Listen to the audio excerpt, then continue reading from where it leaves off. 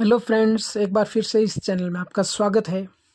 देखिए फ्रेंड्स, कुछ spoken English और कुछ ग्रामर के टॉपिक्स करवाने के बाद अब हम एक बार यह बेसिक से शुरू कर रहे हैं इंग्लिश सीखना, ताकि जो भी भाई बहन जिनको बिल्कुल भी इंग्लिश नहीं आती है वो शुरू से सीख सकें।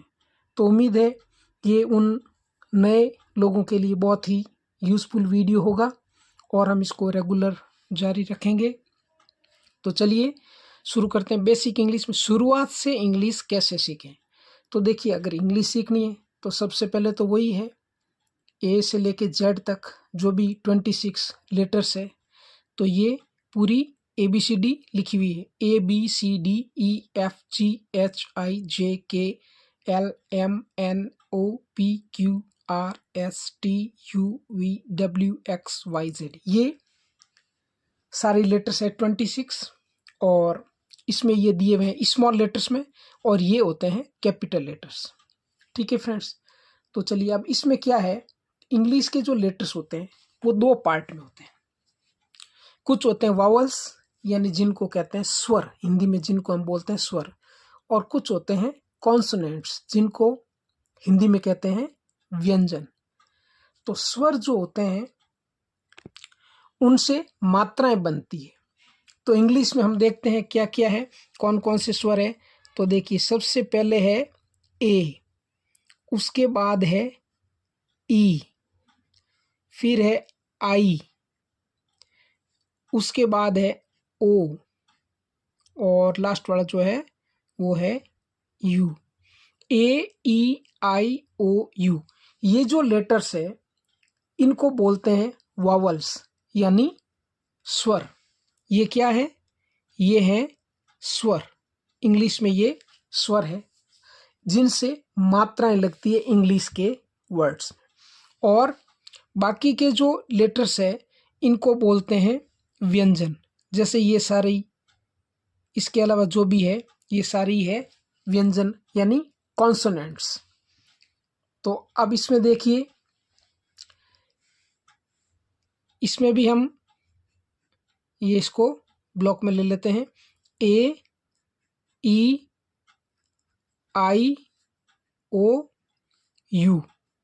ये है वो वावल्स है, इनसे मात्राएं लगती है, ये आपको याद रखना है। तो देखिए, सबसे पहले है वावल्स यानी स्वर। AEIOU, ये स्वर होते हैं।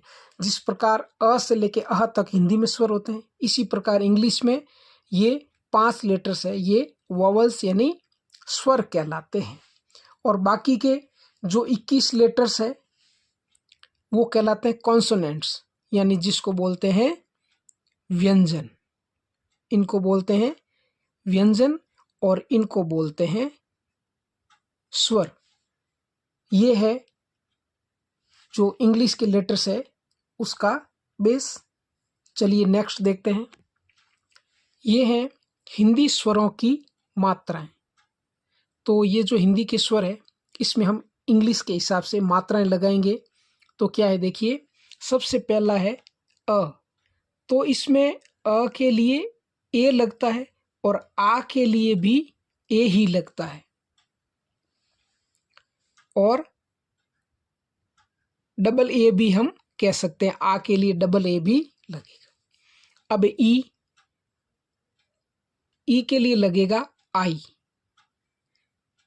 बड़ी ई के लिए लगेगा डबल ई, ठीक है। और ऊ के लिए लगेगा यू, बड़े ऊ के लिए लगेगा डबल ओ, और ये है री, RI से बनेगा ये। फिर ए के लिए हम यूज में लेंगे ई, फिर आई के लिए ए के साथ में आई, फिर ओ, तो इसके लिए ओ यूज में लेंगे। फिर आउ, तो ये बनेगा AU से। फिर अंग, तो इसको AN, और अह, तो ये बनेगा AH, इससे बनेगा अह। ये जैसे जैसे हम जो वर्ड्स बनाएंगे, हिंदी में शब्द लिखेंगे, फिर उनका इंग्लिश में ट्रांसलेट करेंगे, तो ये यूज़ लेंगे हम, तब सारा ये क्लियर हो जाएगा। अब है हिंदी व्यंजन, ये हिंदी स्वरों की मात्राएं हो गई है। अब है हिंदी व्यंजन। तो चलिए देखते हैं। तो इसकी आपको रेगुलर प्रैक्टिस करनी होगी। जैसे ये है क को हम लिखेंगे के, ख के एच, ग लिखेंगे जी से, घ के लिए जी एच और अंग एन जी। फिर है च सी एच, छ के लिए सी डबल एच, ज के लिए जे, झ के लिए जे एच और य के लिए वाई एन। फिर है ट के लिए टी, ठ के लिए टी एच, ड के लिए डी, ढ के लिए डी एच, ण के लिए एन। और उसके बाद में जो त वाली लाइन है वो हिंदी में तो अलग है, लेकिन इंग्लिश में इनके लिए सेम ही लेटर होंगे। त के लिए टी, थ के लिए टी एच, द के लिए डी, ध के लिए डी एच और न के लिए एन। उसके बाद है प के लिए पी, फ के लिए पी एच भी लगता है और एफ भी लगता है। फिर ब के लिए बी, भ के लिए बी एच, म के लिए एम। नेक्स्ट है य के लिए वाई, र के लिए आर, ल के लिए एल और व के लिए वी या डब्ल्यू, दोनों में से कोई भी एक लेटर। नेक्स्ट है स तालव्य के लिए एस एच, स मूर्धन्य के लिए एस एच और स दंती के लिए एस और ह के लिए एच आएगा। नेक्स्ट है क्ष के लिए के एस एच, त्र के लिए टी आर और ज्ञ के लिए जी वाई। ये तीनों ही संयुक्त व्यंजन कहलाते हैं। अब हम अ की मात्रा वाले शब्द देखेंगे। अब ये है अभ्यास के लिए शब्द। जो भी हमने हिंदी और इंग्लिश में जो स्वर और व्यंजन देखे हैं उसके अकॉर्डिंग ये शब्द हम बनाएंगे। तो देखिए र के लिए हम क्या लिखेंगे? आर। ये हमने र के लिए आर बताया था। तो ये होता है र हलंत के रूप में होता है। यहाँ पे हलंत मान सकते हैं। तब आर ए पूरा लिखेंगे तो अब ये र हुआ। ठीक है। फिर म के लिए हम लिखेंगे एम ए म। और फिर ये न, तो न है वो सबसे लास्ट में है, इसलिए इसमें ए का यूज नहीं करेंगे। न के लिए यूज में आता है एन और उसके बाद में ए नहीं लिखेंगे, नहीं तो रमना हो जाएगा। रमन मतलब कि लास्ट में जो अक्षर है उससे पहले जो है उसमें ए लगाएंगे और लास्ट वाले में ए नहीं लगाएंगे। R A M A N, रमन। नेक्स्ट है अमन। तो अ के लिए मैंने बताया था ए होता है, ए एम ए एन। तो देखिए अ के लिए, म के लिए एम ए और न के लिए एन, अमन। नेक्स्ट है कमल। तो क के लिए होगा के ए, क, म के लिए होगा एम ए म और ल, लास्ट में इसलिए ए नहीं लगेगा, कमल। नेक्स्ट है गगन। तो ग बनेगा जी ए। नेक्स्ट ग, ये स्मॉल लेटर लेंगे हम, जी ए और लास्ट में है एन, गगन। फिर है समर, S A M A R, summer.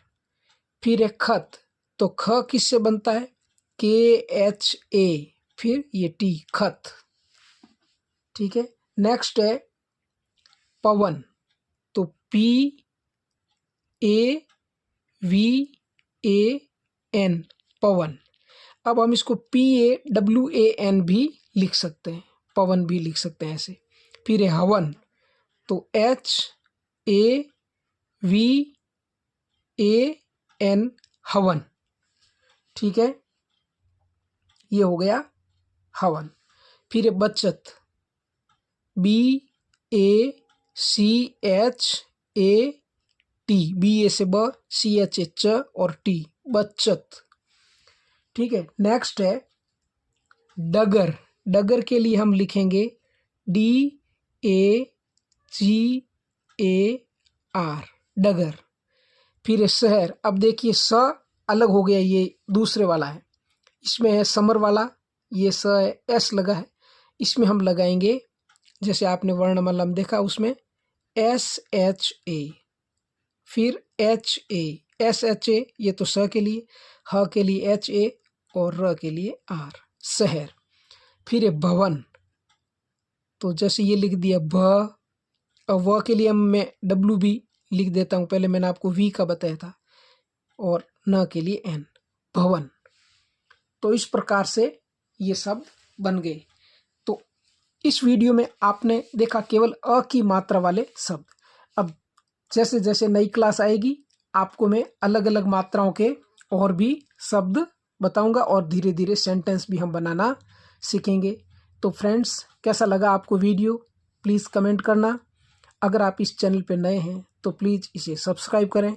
मिलते हैं ऐसे किसी और नए वीडियो के साथ। जय हिंद, जय भारत।